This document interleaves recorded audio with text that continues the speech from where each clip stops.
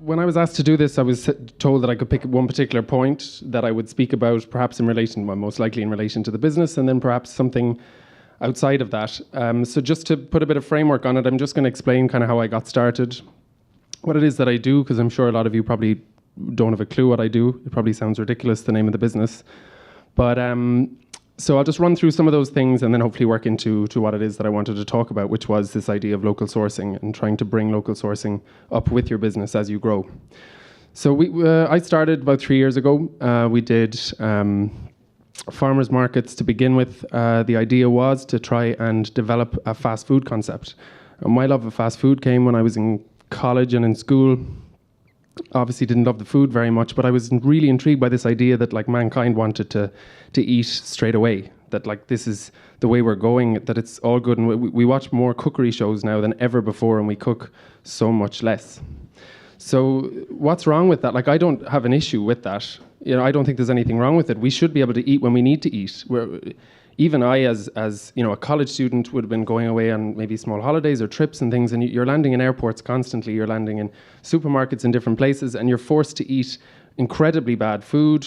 We won't go into all the details of how bad that is, but you're all very aware of it, the situations in other parts of the world. And was it possible to try and bring good quality food into fast food concepts, basically? So I spent as much time researching McDonald's as I did researching any good food establishments when trying to put together this particular plan. So what we had was, it had to be fast. Now, fast food isn't fast anymore. You actually wait longer for most fast food things than you do in most restaurants. I think, can everyone agree? It's not fast. It had to be cheap enough to produce to be able to compete with the stuff that we were working against. So we had to find a model or a product or a different range of products that would fit in with this, that we could be price competitive. Because it's all good and well to put something together that's beautiful and interesting and local and all the nice boxes ticked. If you're paying double for it, you're not going to be able to win over everybody. So that was the second point. And the third point was, whatever we did had to be variable so that we could work with the seasons. It couldn't be one particular thing that for half the year we weren't able to get. So those were our three things we had to work with.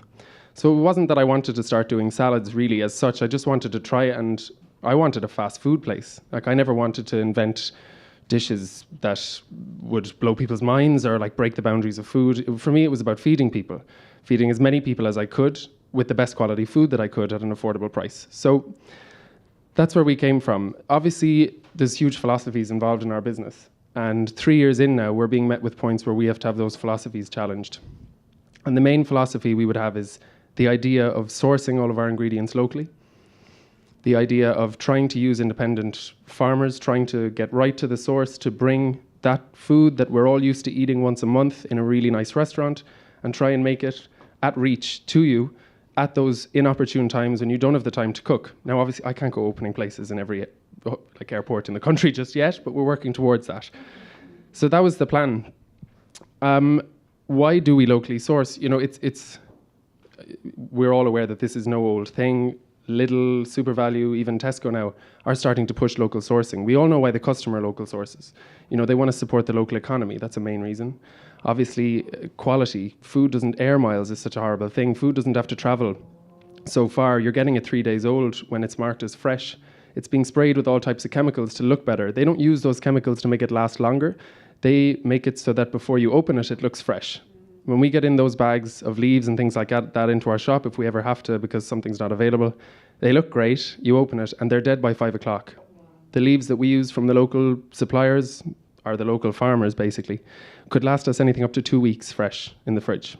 So the quality is so much better. A really big part, and probably the biggest part for me, and something that I overlooked in the beginning, was variety. So someone can open up next to me another salad bar, and they can use my logo if they want. They could even poach my staff if they want. They could even come in and steal my recipes if they want. But they can't take the supply chains that we've spent 3 years building. And that really is the case.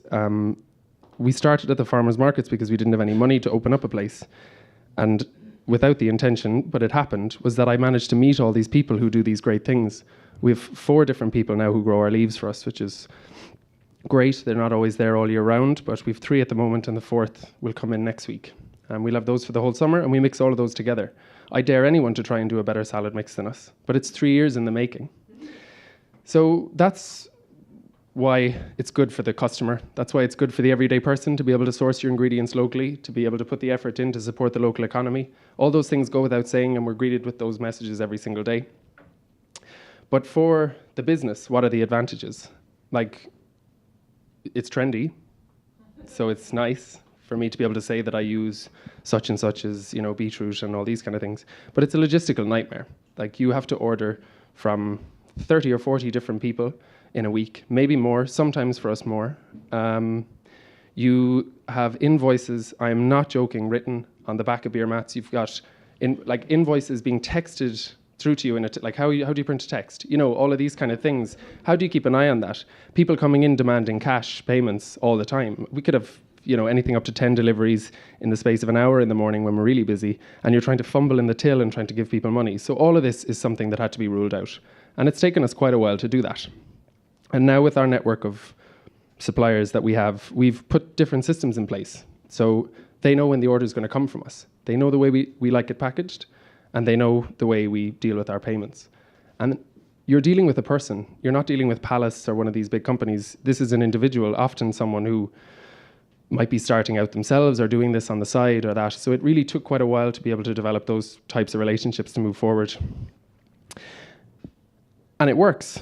And I'm really proud to be able to say that after 3 years I'm here. We employ 7 people now. We've got 4 different locations between the 3 markets that we do and the shop. And we take on maybe on average about 1 or 2 events a month. So it works and it's great. But I work about 80 hours a week. And that's great too, I guess, but it's not really good if I want to move forward with my life. So how do you take the next step? So do I just say now, that's all been great, I'll continue doing the products I do, they'll look the same, the customer will think they're the same, but we'll start buying our honey, which is non-EC honey. We'll start getting our leaves from Italy, because those leaves are half the price. And they come in exactly the same in the bags every day. We only have to make 1 phone call every night to 1 company, and they'll have all our ingredients there laid out for us. But obviously, we're not going to do that, because how short-lived would that be? So how do you take the next step up? There's not exactly much space for me to be opening hundreds of salad bars in Cork, I'm aware of that. But maybe I could do another business using that same network of ingredients. Perhaps I could open up a burger bar and use some of the same ingredients over and use what we've learned to try and keep this adapting, to keep moving forward with this concept and to take it to the next level. Can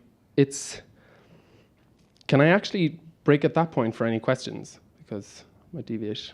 Any questions up to that point? No? Okay. I actually want to just give a small example.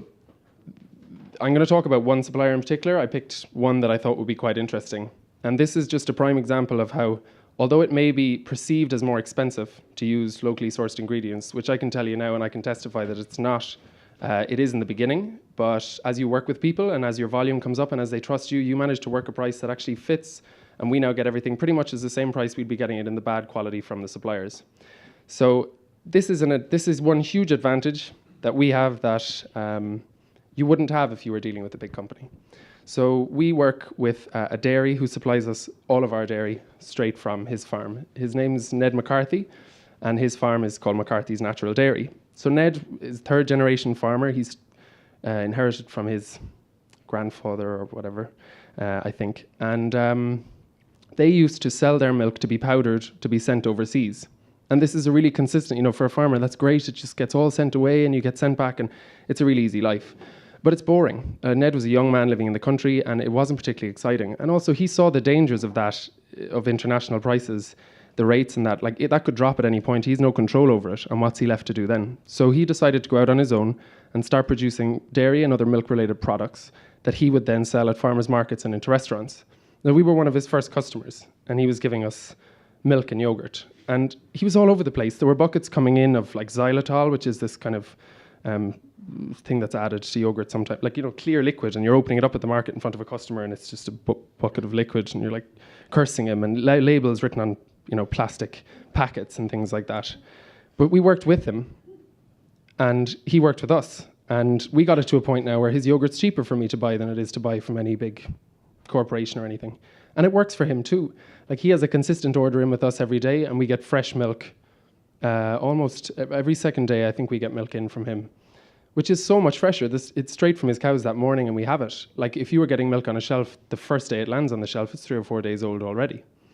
And I don't know if you know much about dairy production, but there's pasteurization and there is homogenization. So pasteurization is important. If it's unreliable dairies that you're working with, you basically heat the milk to a particular temperature, about 65 degrees, and it kills any unwanted pathogens or things like this. But homogenization is an awful thing.